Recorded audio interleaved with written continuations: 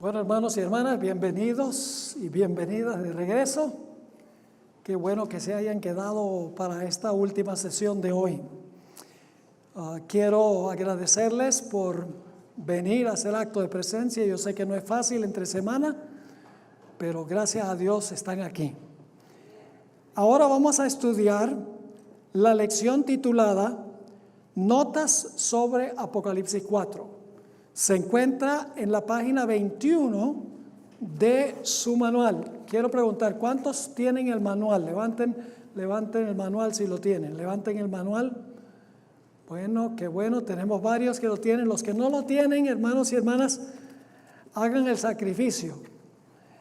Pasen, digamos, unos 5 sábados en la noche sin comer pizza.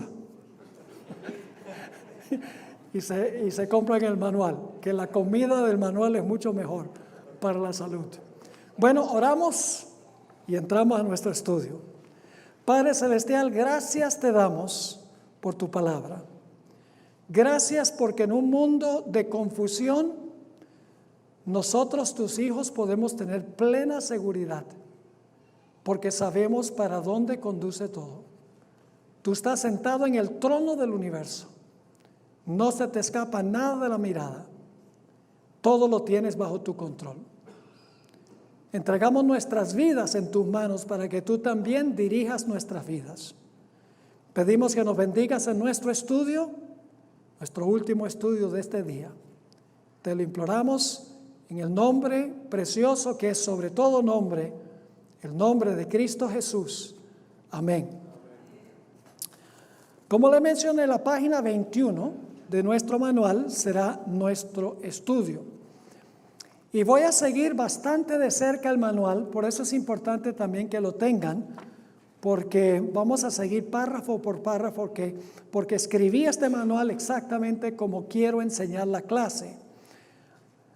Vamos a comenzar allí donde está el título, 2 tronos y 2 puntos de tiempo, en Apocalipsis 3:21. Apocalipsis 3:21 marca una clara distinción entre 2 tronos. El primer trono le pertenece al Padre. Apocalipsis 5:5 describe el momento cuando Jesús ascendió al cielo y se unió al Padre en ese trono. Es decir, el primer trono es del Padre y luego Jesús viene en su ascensión, se une con el Padre en el trono. El segundo trono le pertenecerá a Jesús solo, cuando el Señor Jesucristo entre en su reino de gloria después de la segunda venida. A veces el Nuevo Testamento describe a Cristo sentado y otras veces describe a Jesús parado. ¿Cómo puede Jesús estar sentado y parado al mismo tiempo? Bueno, en realidad lo que Dios quiere ilustrar son 2 funciones de Jesús en el santuario celestial. Cuando dice que se sienta en el trono con el Padre, está hablando del trono de la gracia. Jesús echó a Satanás como representante o rey de este mundo, ahora el representante y rey es Jesús. Se sienta en el trono de la gracia que dura hasta que se cierra la puerta de la gracia. Y se para ante el Padre en su función de sumo sacerdote. Se sienta como rey del reino de la gracia y se para delante del Padre como sumo sacerdote intercesor.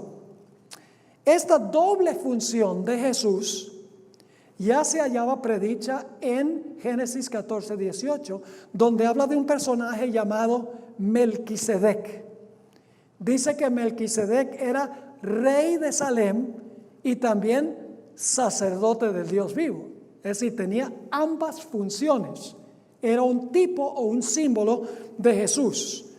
También se encuentra esta idea en el Salmo 110 y el versículo 1 al 4, a donde se describe a Jesús sentado a la diestra de Dios, pero también se le describe como sacerdote para siempre según el orden de Melquisedec. Es decir, Jesús tiene 2 funciones desde que fue al cielo: rey del reino de la gracia y sumo sacerdote intercesor. Ahora miremos en cuanto a los dos tronos. Ya hablamos de las dos funciones de Jesús. ¿A qué fue Jesús al cielo? A sentarse en el trono de la gracia con el Padre y a servir como sumo sacerdote intercesor. Pero ahora queremos mirar cuáles son los dos puntos de tiempo. Apocalipsis 3:21, esto está en la página 22, en la parte de arriba de la página, y quiero que notemos el tiempo de los verbos. Al que venciere, aquí está hablando a Jesús, al que venciere, participio presente activo, es decir, el que vence ahora, le daré, ¿qué tiempo es ese verbo? Indicativo futuro activo.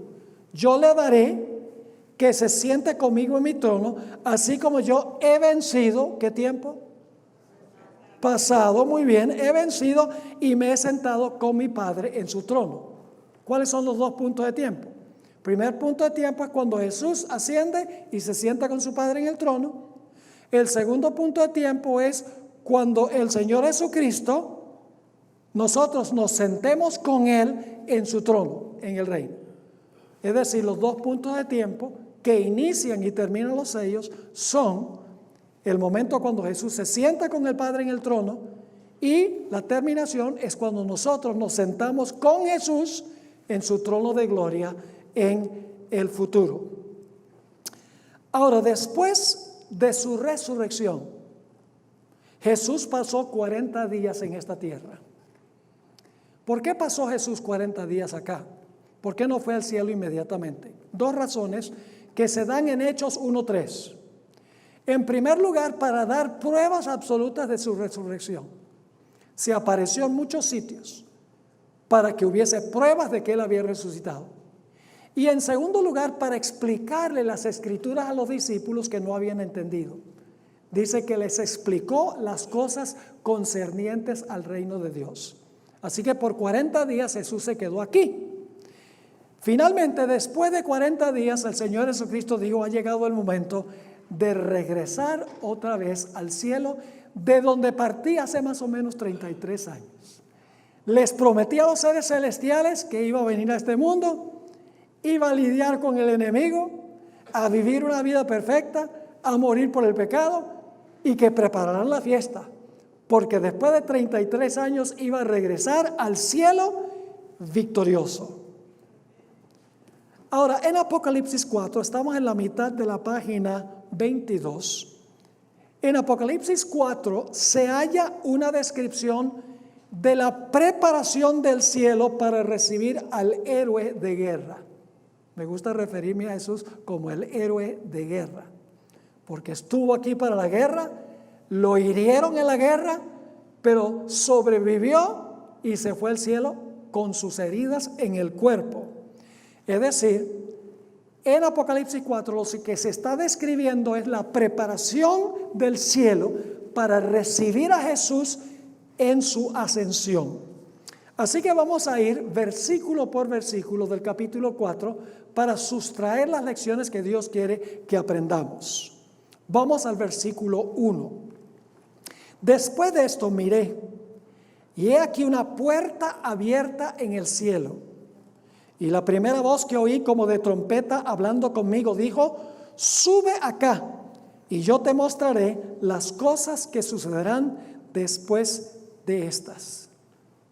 Se abre una puerta en el cielo. La pregunta es: ¿a dónde conduce esa puerta? ¿En qué parte del cielo está esa puerta y a dónde conduce esa puerta?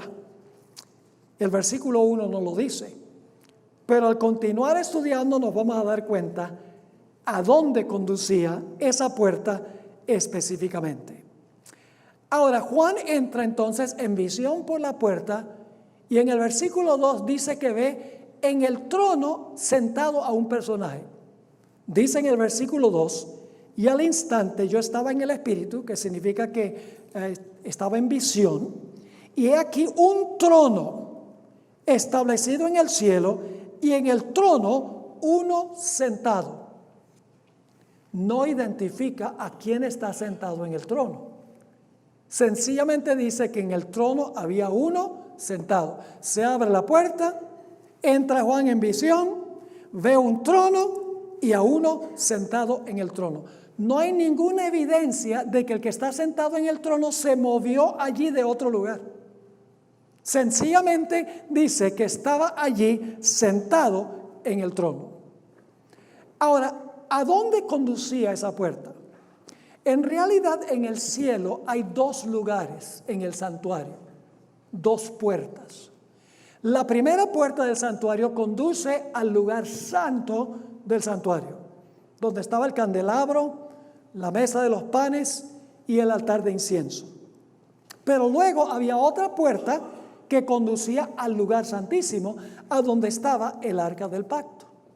Así que la pregunta es, en Apocalipsis el capítulo 4, este trono dentro de la puerta abierta, ¿a dónde se encuentra? ¿Será que se encuentra en el lugar santo o en el lugar santísimo? Ya responderemos a esa pregunta en el curso del estudio. Vamos al versículo 3 en la página 23. Y el aspecto del que estaba sentado, es decir, del personaje que no se ha identificado, era semejante a la piedra de jaspe. Una piedra de jaspe es una piedra rojiza con venas negras. Y luego dice, y de cornalina. La cornalina era una piedra rojiza que tenía venas blancas. Es decir, el énfasis es sobre el color del fuego, el color rojo. Así que sigue diciendo, el aspecto del que estaba sentado era semejante a la piedra de jaspe y de cornalina, y había alrededor del trono un ¿qué? Un arco iris semejante en aspecto a la esmeralda. Yo pregunto, ¿qué representa en la Biblia el arco iris? El arco iris representa la combinación de la justicia y la misericordia de Dios. Así como el sol y la lluvia crean el arco iris, de la misma manera la justicia de Dios y la misericordia de Dios se besan o se combinan. Es decir, cuando Juan ve esto, la puerta de la gracia está abierta, porque la misericordia de Dios todavía se ofrece al pecador. Quiero leerles una cita que se encuentra en Primeros Escritos, página 54. En realidad, Juan no vio al que estaba sentado en el trono, sino que presenció una gloria que le ayudaba a entender que había alguien sentado en el trono. La hermana White tuvo una experiencia similar. Allí en Primeros Escritos ella escribió, en la página 54, lo que estoy leyendo es la página 92, pero ella ahora va a explicar algo que dijo antes en el libro. En la página 54 declaré que una nube gloriosa de luz ocultaba al Padre y que no podía verse su persona. También declaré que vi al Padre levantarse del trono.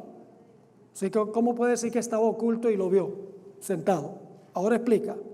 El Padre estaba envuelto en un cuerpo de luz y gloria, de manera que su persona no podía verse.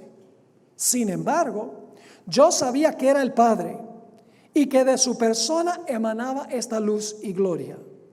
Cuando vi este cuerpo de luz y gloria levantarse del trono, supe que era porque el Padre se movía. Y por lo tanto dije, vi al Padre levantarse. La gloria o excelencia de su persona no la vi. Nadie podría contemplarla y vivir, pero podía verse el cuerpo de luz y gloria que rodeaba su persona. Es decir, que cuando dice que Juan vio uno sentado en el trono, que vamos a ver que ese es Dios el Padre, en realidad lo que vio fue una gloria que rodeaba al personaje, porque la Biblia dice que a Dios lo vio jamás. Ahora vamos al versículo 4. Quiero que usen su imaginación. Una puerta abierta en el cielo. Juan entra por la puerta, ve un trono, hay uno sentado en el trono, un arco iris sobre su cabeza.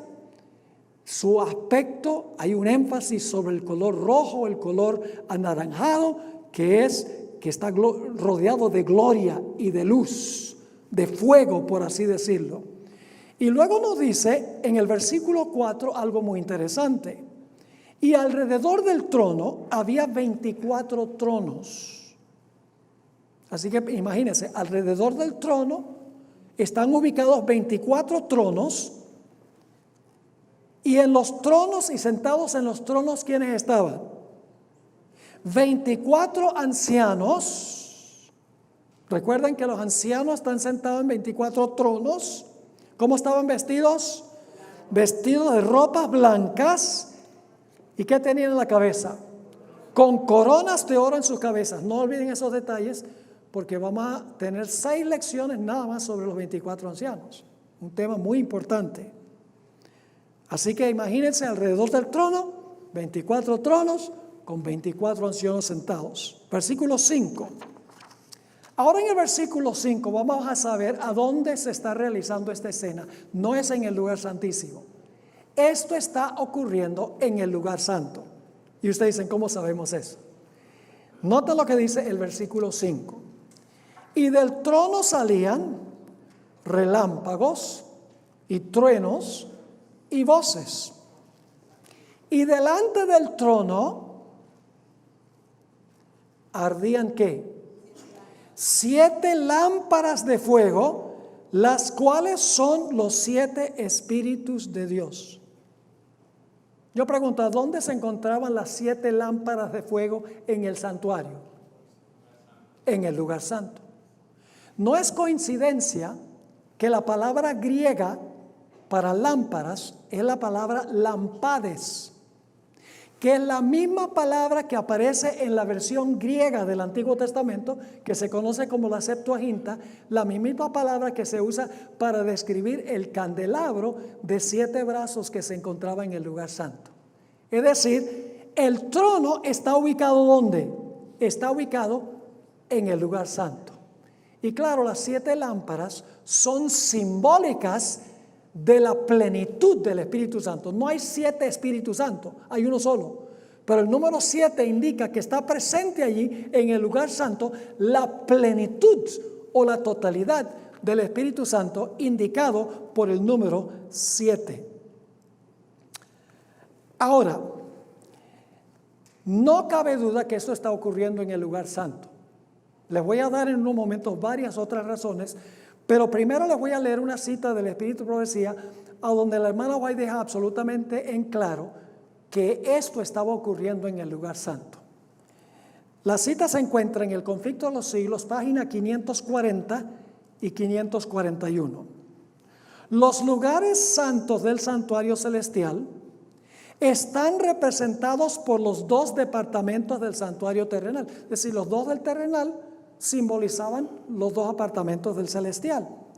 Cuando en una visión le fue dado al apóstol Juan que viese el templo de Dios en el cielo, contempló allí 7 lámparas de fuego ardiendo delante del trono, que acabamos de leer Apocalipsis 4:5, lo está citando la hermana White.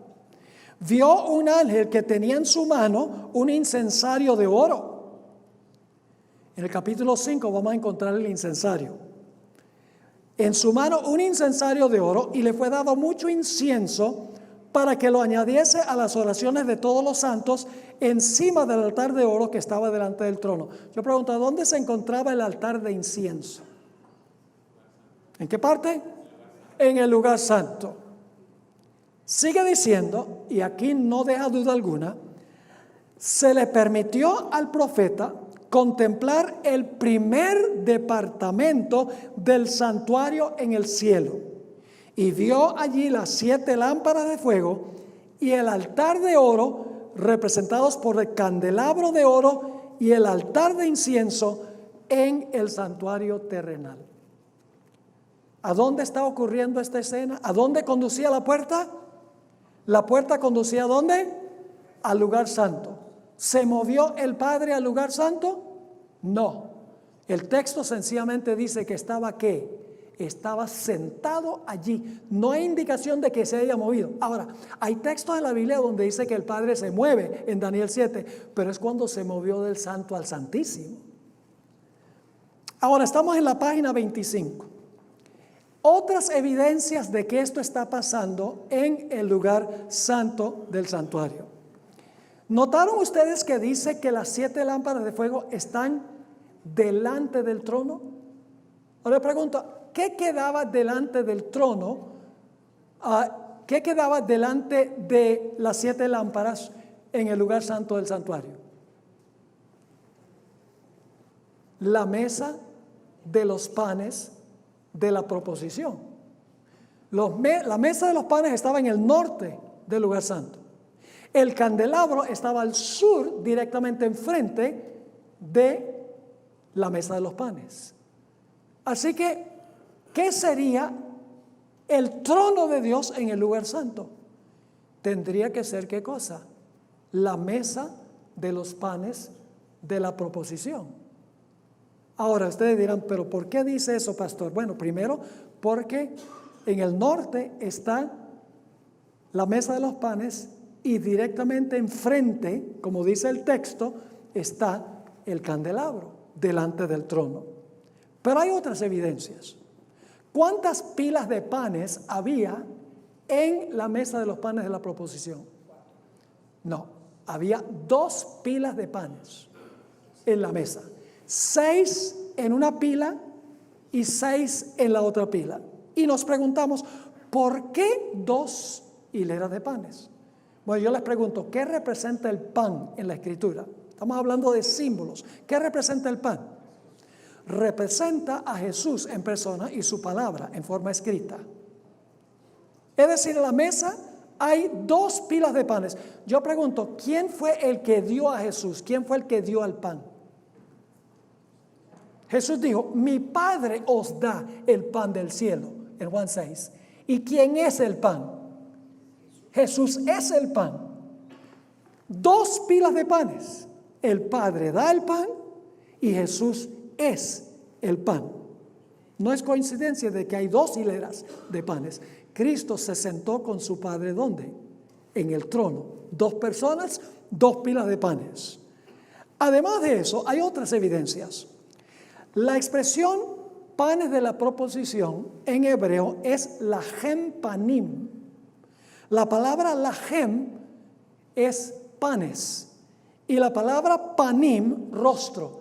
Es decir, lo que significa es el pan de la presencia o el pan del rostro. Hay rostros involucrados allí en relación con ese lugar. Otro dato interesante. La mesa de los panes de la proposición es el único mueble del santuario que tenía 2 coronas que lo rodeaban. Y si tienen el manual, no les estoy mencionando todos los versículos de apoyo. Hay montones de versículos aquí que no tenemos tiempo de leer, porque mi fin en la clase es que ustedes entiendan el concepto. Y luego con el manual, vayan a su casa, le va a tomar varios meses, y busquen todos los versículos y estudien todo. Y entonces van a decir, wow, en la clase como que no entendí todo, pero ahora sí lo entiendo todo, cuando juntan toda la evidencia. La mesa de los panes de la proposición es el único mueble que tenía 2 coronas, una arriba y otra más abajo.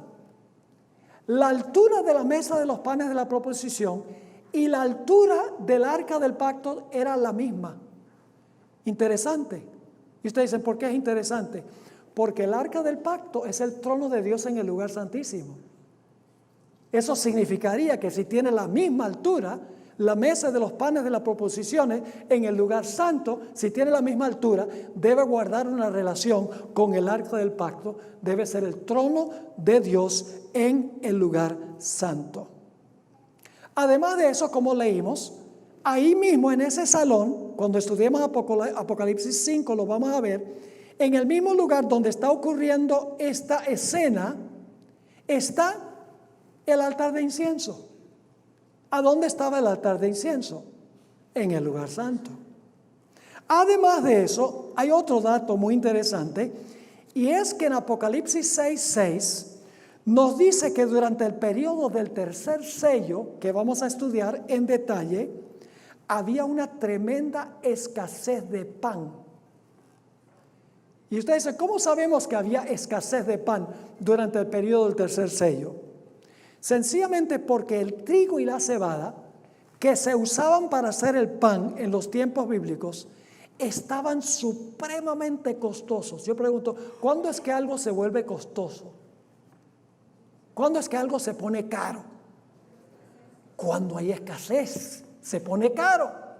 Según Cicerón, un escritor romano, el trigo y la cebada, en el día cuando Juan escribió en cuanto al tercer sello, era de 8 a 16 veces más caro que lo normal.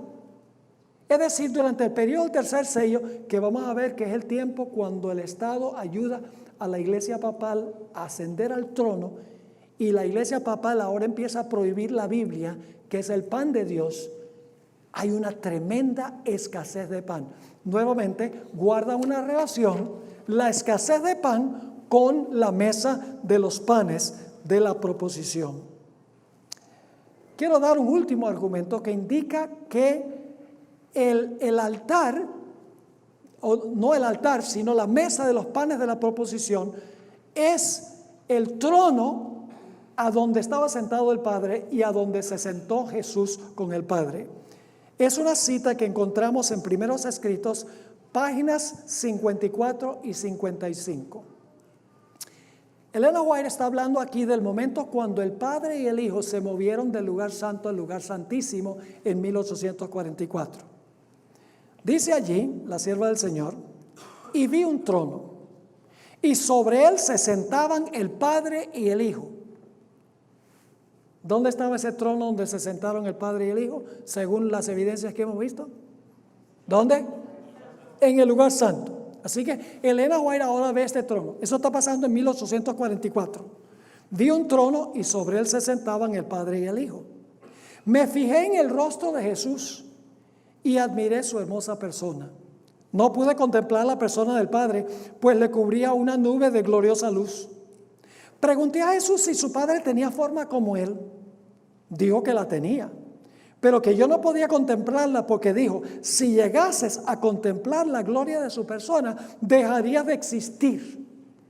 Ahora escuchen, vi al Padre levantarse del trono. Ahora se va a mover, ¿verdad que sí? En Apocalipsis 4, ¿hay alguna evidencia de que el Padre se movió ahí? No, ¿está qué? Sentado. Pero aquí dice, en 1844, vi al Padre levantarse del trono y en un carro de llamas entró en el lugar santísimo. Ahora, si entró en el lugar santísimo, ¿a dónde estaba antes?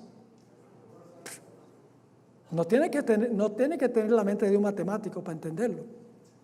No tiene que ser un Einstein o un rey Salomón para entender que si se está moviendo al Santísimo, se está moviendo del lugar santo, donde la hermana White vio al Padre y al Hijo sentados en el trono. Sigue diciendo, vi al Padre levantarse del trono y en un carro de llamas entró en el lugar santísimo, al interior del velo y se sentó.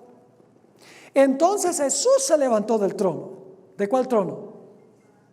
En el lugar santo. Después de eso, en un carro de nubes, cuyas ruedas eran como llamas de fuego, llegó rodeado de ángeles a donde estaba Jesús.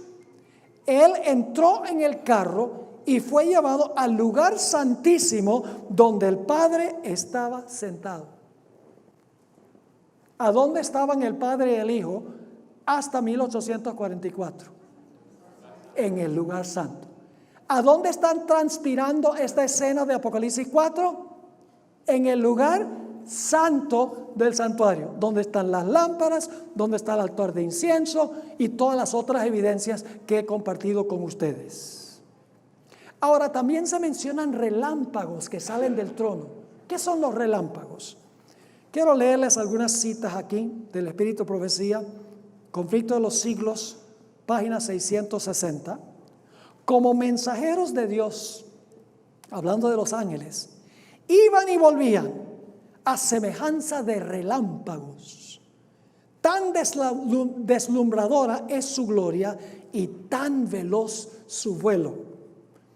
En Testimonios para la Iglesia, tomo 5, página 704, Elena White escribió, la luz brillante que se movía entre los seres vivientes con la velocidad del relámpago representa la velocidad con que se terminará finalmente esta obra. Es decir, los relámpagos que salen del trono son los ángeles que están yendo, haciendo mandados enviados por el Señor para ministrar a los que habitan en la tierra. Estamos en la página 27, versículo 6. Y delante del trono había como un mar de vidrio. Ahí es que se van a parar finalmente victoriosos los 144,000, que estudiaremos Dios mediante más adelante esta semana. Y junto al trono y alrededor del trono había ¿qué cosa? 4 seres vivientes llenos de ojos delante y detrás. Ahora, ¿qué representan los ojos? Los ojos representan sabiduría. Hay varios textos en la Biblia que indican eso. Ahora, si tienen ojos adelante y atrás, estos seres vivientes, significa que son muy ¿qué? Muy sabios. Yo les pregunto, cuando hay una graduación y la gente compra tarjetas de felicitaciones para el que se está graduando, muchas veces aparece en la tarjeta cierto animal. ¿Qué animal aparece? El búho. ¿Y por qué aparece un búho? Porque el que se está graduando es muy inteligente y muy sabio, porque acaba de graduarse. ¿Y qué es la característica primordial de un búho? Los ojos. Así que aún hoy en día vemos que los ojos representan inteligencia, representan sabiduría. Ahora la pregunta clave es, ¿qué representan estos seres vivientes? ¿Qué son? Pues vamos a leer los versículos 8 al 11. Y los 4 seres vivientes tenían cada uno 6 alas, un detalle importante. Y alrededor y por dentro estaban llenos de ojos, muy sabios en otras palabras. Y no cesaban día y noche de decir, fíjense lo que cantan, Santo, Santo, Santo es el Señor Dios Todopoderoso, el que era, el que es y el que ha de venir. Y siempre que aquellos seres vivientes dan gloria y honra y acción de gracias al que está sentado en el trono, al que vive por los siglos de los siglos, los 24 ancianos se postran delante del que está sentado en el trono y adoran al que vive por los siglos de los siglos y echan sus coronas delante del trono diciendo, Señor, digno eres de recibir la gloria y la honra y el poder, porque tú creaste todas las cosas y por tu voluntad existen y fueron creadas. 2 detalles interesantes en cuanto a los seres vivientes que nos ayudan a entender quiénes son. En primer lugar, dice claramente en el texto que tienen 6 alas. Y en segundo lugar dice que cantan Santo, Santo, Santo. Solo hay otro lugar, un solo lugar más en la Biblia a donde un grupo tiene esas 2 características. Isaías 6 y el versículo 1 al 3, el llamado de Isaías. Dice allí, en Isaías 6, 1 al 3, estamos al pie de la página 27 en nuestro manual. En el año que murió el rey Usías, vi yo al Señor sentado sobre un trono alto y sublime, y sus faldas llenaban el templo. Por encima de él había ¿qué cosa? Serafines. Y no tengo tiempo de demostrar que los querubines se describen en forma similar. En Ezequiel 1 y Ezequiel 10, los querubines se describen en forma muy semejante a los serafines. Así que dice, por encima de él había serafines. Cada uno tenía ¿qué? 6 alas. Con 2 cubrían sus rostros, con 2 cubrían sus pies y con 2 volaban. Y el uno al otro daba voces diciendo ¿qué cosa? Santo, Santo, Santo, Jehová de los ejércitos, toda la tierra está llena de su gloria. Entonces, ¿quiénes son los 4 seres vivientes? Son querubines y serafines, que son los ángeles más excelsos del cielo. No son la hueste angélica común y corriente, son los ángeles más excelsos de el gobierno celestial de Dios. Así que quiero que pensemos en la escena. Aquí tenemos una puerta abierta en el cielo. Juan en visión entra por la puerta. Ve un trono. Hay uno sentado en el trono. Delante del trono, el trono estaba en el norte, al lado del sur, 7 candeleros, la plenitud del Espíritu Santo. Alrededor del trono, 24 tronos con los 24 ancianos. En medio del trono, los 4 seres vivientes están presentes allí. Ahora, quiero que noten el himno que están cantando los seres vivientes y que están cantando los 24 ancianos. Le están cantando un himno en honor al que está sentado en el trono por ser el creador. Vamos a notar Apocalipsis, el capítulo 4 y el versículo 11. Capítulo 4 y el versículo 11. Recuerden que todos los seres celestiales están cantando este himno en honor al que está sentado en el trono. Dice: Señor, digno eres de recibir la gloria y la honra y el poder. ¿Por qué razón? ¿Por qué qué?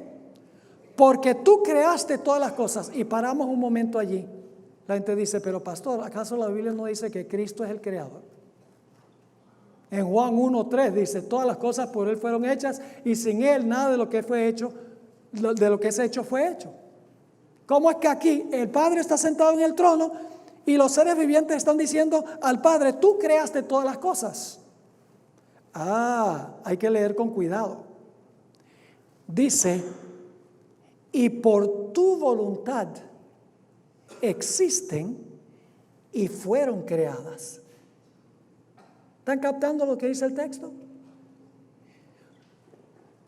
No dice que el Padre creó, dice por voluntad del Padre las cosas fueron creadas.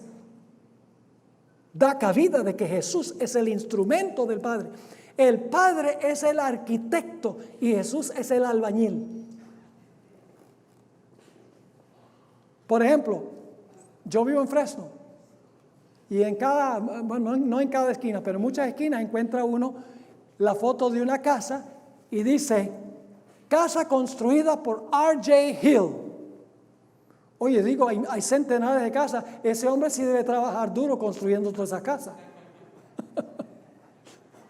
No, R.J. Hill es el arquitecto, pero otros son los que construyen las casas. ¿Me están entendiendo? Así que no dice que el Padre dice, tú creaste todas las cosas, pero luego explica: por tu voluntad existen y fueron creadas. Ahora quiero leerles una cita del Espíritu Profecía. ¿El hermano White entendió esto? En Patriarcas y Profetas, página 14, esto se encuentra en la página 28 de su manual, esta cita, Patriarcas y Profetas, página 14, dice la sierva del Señor lo siguiente: el Hijo de Dios había ejecutado la voluntad del Padre en la creación de todas las huestes del cielo. ¿Qué había hecho Jesús? ¿Ejecutado la voluntad de quién? Por tu voluntad fueron creadas, dice el capítulo 4 y el versículo 11. Así que dice: el Hijo de Dios había ejecutado la voluntad del Padre en la creación de todas las huestes del cielo. Y a Él, así como a Dios, debían ellas tributar homenaje y lealtad. Cristo había de ejercer aún el poder divino en la creación de la tierra y sus habitantes. Pero en todo esto no buscaría poder o ensalzamiento para sí mismo, en contra del plan de Dios, sino que exaltaría la gloria del Padre y ejecutaría sus propósitos de beneficencia y amor. Así que nada más porque aquí se está cantando un himno en honor al Padre y dice que es el creador, no significa que el que está en el trono es Jesús. El que está en el trono es ¿quién? El que está en el trono es Dios el Padre. Así que ¿qué personajes tenemos presentes allí? Tenemos sentado en el trono a uno. Tenemos al Espíritu Santo allí, representado por las 7 lámparas. Tenemos los 4 seres vivientes en medio del trono. Tenemos los 24 ancianos en tronos rodeando el trono. Pero hay algo muy interesante. ¿Quiénes están faltando? Está faltando Jesús. No está en el capítulo 4. El himno que se canta es en honor al Creador. No se dice nada de la redención en ese capítulo. Se está exaltando al Padre en el trono por ser el arquitecto de la creación. Pero en el capítulo 4 no aparece Jesús. Y uno dice, ¿a dónde estaba Jesús? ¿Acaso Jesús no se sentó con el Padre en el trono cuando fue al cielo? Porque en el trono había uno solo. Debe ser que Jesús no había llegado todavía. ¿Quiénes más faltaban? Tampoco estaba presente la hueste angélica. Los querubines y serafines sí. Pero la vasta hueste angélica, millones de ángeles, no estaban en el capítulo 4. Y nos lleva a hacer la pregunta, ¿dónde estaba Jesús y a dónde estaba la hueste angélica? Les doy la respuesta y luego, para concluir esta sesión, les voy a leer un pasaje espectacular del deseado de todas las gentes. ¿Saben dónde estaba Jesús? En el Monte de los Olivos. ¿Y saben a dónde estaba la hueste angélica? Había ido del cielo a recoger a Jesús para llevárselo al cielo en su ascensión. Cuando Jesús ascendió, dice que una nube lo recogió, ¿sí o no? Dice en Hechos, capítulo 1, versículo 9 al 11. ¿Por qué no estaba Jesús? Porque estaba por ascender. ¿Por qué no estaba la hueste angélica? Porque habían ido a buscar a Jesús. Para llevar a Jesús, el héroe de guerra, el que venció, aunque fue herido, y ahora lo van a llevar al cielo allá para la celebración en honor al héroe de guerra. El que venció a Satanás, el que vivió su vida perfecta, el que murió por el pecado, el que cumplió su promesa de que en 33 años iba a regresar. Ahora quiero leerles la descripción más espectacular de esto que jamás haya leído. En el deseo de todas las gentes, las últimas 3 páginas del libro, se encuentra esta descripción. Todo el cielo, y esto está en el manual en la página 29, todo el cielo estaba esperando para dar la bienvenida al Salvador a los atrios celestiales. ¿Quiénes estaban esperando para darle la bienvenida? Todo el cielo. Mientras ascendía, iba adelante. Y la multitud de cautivos, libertados en ocasión de su resurrección, le seguía. ¿Quiénes son esos? Los que resucitaron con Jesús. Ahora me voy a adelantar un poquito a lo que vamos a estudiar. La posición tradicional de la mayoría de los eruditos de la iglesia es que los 24 ancianos son las primicias que resucitaron con Jesús y Jesús llevó al cielo en su ascensión. Esa interpretación no es posible, porque los ancianos ya estaban allí antes que Jesús llegara con las primicias. ¿Están conmigo? Ahora, eso todo lo vamos a estudiar en detalle. Dice, mientras ascendía, iba adelante, y la multitud de cautivos, libertados en ocasión de su resurrección, le seguía. La hueste celestial, ¿quién está acompañando a Jesús? La hueste celestial, con aclamaciones de alabanza y canto celestial, acompañaba al gozoso séquito. Al acercarse a la ciudad de Dios, la escolta de ángeles demanda: alzad, oh puertas, vuestras cabezas, y alzaos vosotras, puertas eternas, y entrará el Rey de gloria. Gozosamente los centinelas de guardia responden: ¿quién es este Rey de gloria? Dicen esto no porque no sepan quién es, sino porque quieren oír la respuesta de sublime loor. Jehová, el fuerte y valiente, Jehová, el poderoso en batalla. ¿Por qué se le presenta a Jesús como poderoso en batalla? Porque viene del campo de batalla victorioso. con las heridas en su cuerpo que comprueban que hubo una batalla, pero ganó. Jehová el fuerte y valiente, Jehová el poderoso en batalla. Alzado puertas vuestras cabezas y alzaos vosotras puertas eternas y entrará el Rey de Gloria. Vuelve a oírse otra vez. ¿Quién es este Rey de Gloria? Porque los ángeles no se cansan nunca de oír ensalzar su nombre. Y los ángeles de la escolta responden: Jehová de los ejércitos, Él es el Rey de la Gloria. Entonces los portales de la ciudad de Dios se abren de par en par y la muchedumbre angélica entra. ¿La qué? ¿Dónde estaban si entran? Fuera. Por eso no estaban en el capítulo 4. Entonces los portales de la ciudad de Dios se abren de par en par y la muchedumbre angélica entra por ellos en medio de una explosión de armonía triunfante. Pueden imaginarse, están cantando, pero que hacen sacudir los atrios del cielo. Sigue diciendo, ahora escuchen, van a ver la conexión con Apocalipsis 4. La hermana White no cita Apocalipsis 4, pero sabemos que está hablando de Apocalipsis 4 por las características. En Apocalipsis 4 habla de uno sentado en el trono, no lo identifica.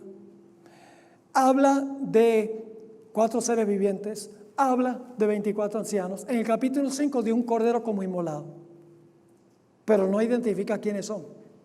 La hermana White no usa los símbolos, sino que interpreta los símbolos y nos dice qué representan esos grupos o personas. Ahí está el trono. ¿Quién estaba sentado en el trono? El Padre.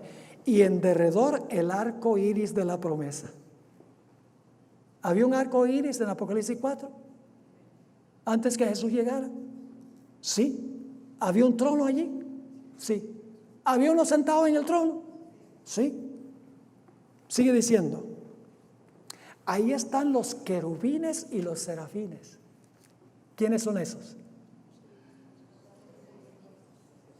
Los 4 seres vivientes, obviamente. Y luego habla del otro grupo.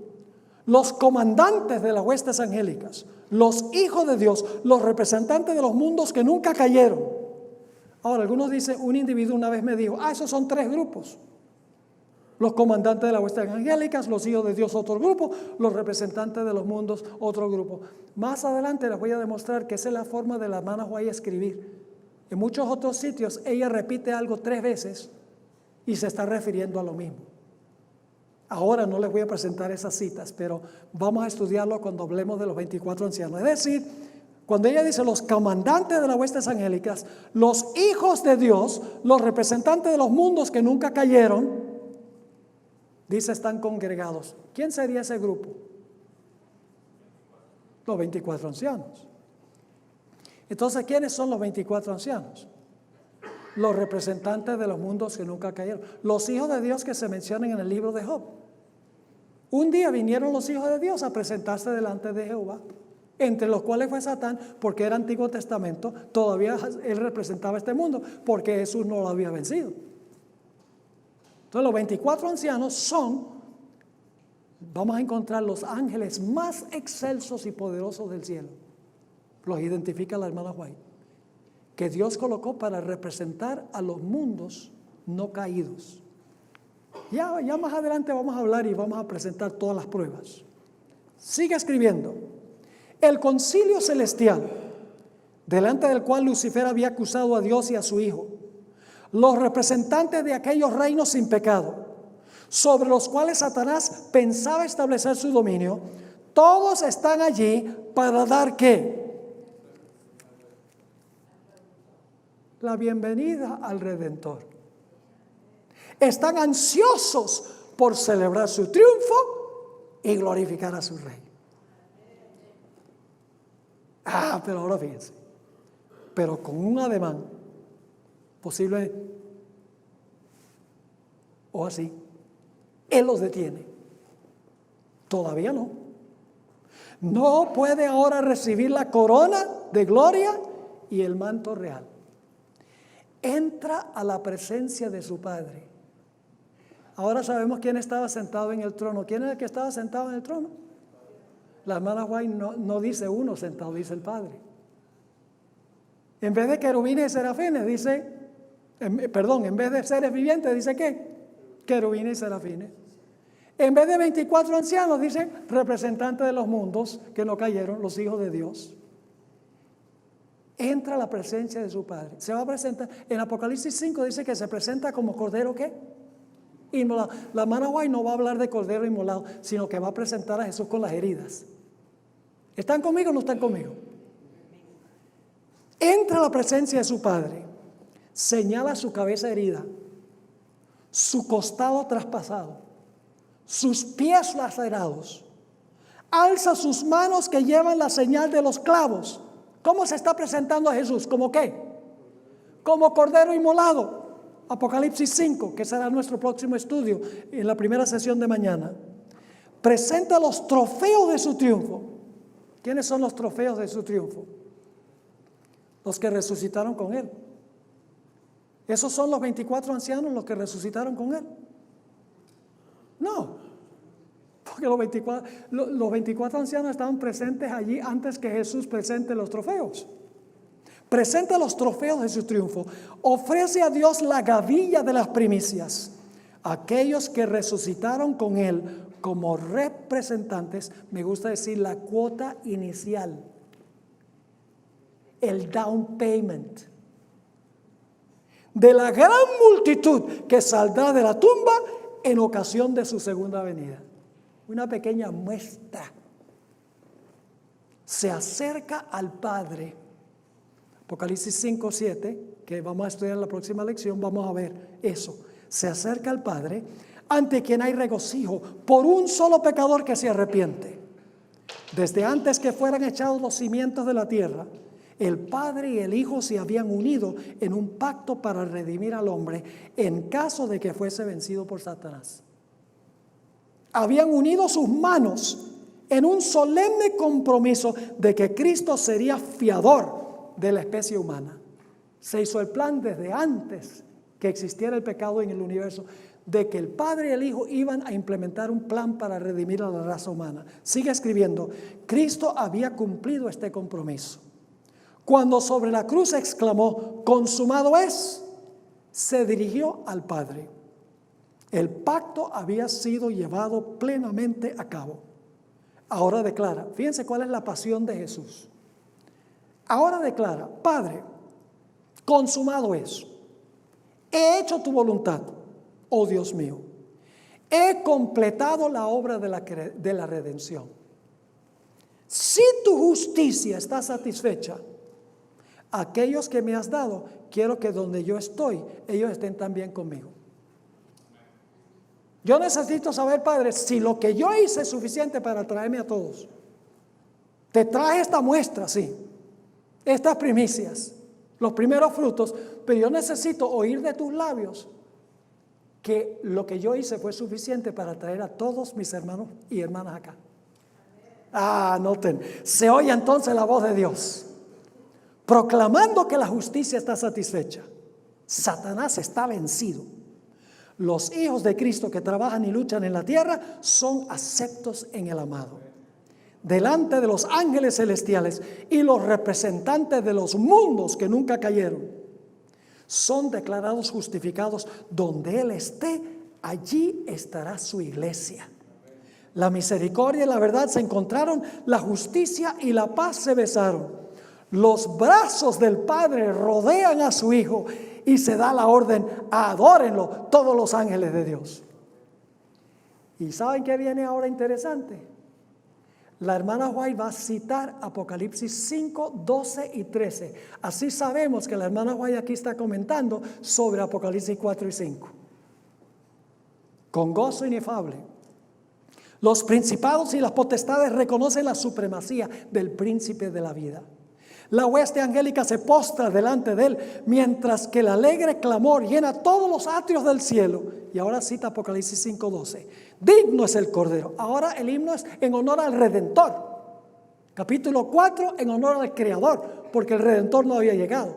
Ahora el himno es en honor al Redentor. dice, digno es el Cordero que ha sido inmolado de recibir el poder y la riqueza y la sabiduría y la fortaleza y la honra y la gloria y la bendición. Los cantos de triunfo se mezclan con la música de arpas angelicales hasta que el cielo parece rebosar de gozo y alabanza. El amor ha vencido. Lo que estaba perdido se ha hallado. El cielo repercute con voces que en armoniosos acentos proclaman. Ahora quiero que noten un detalle muy importante que notaremos un poco más adelante, y es que este himno se está cantando en el cielo.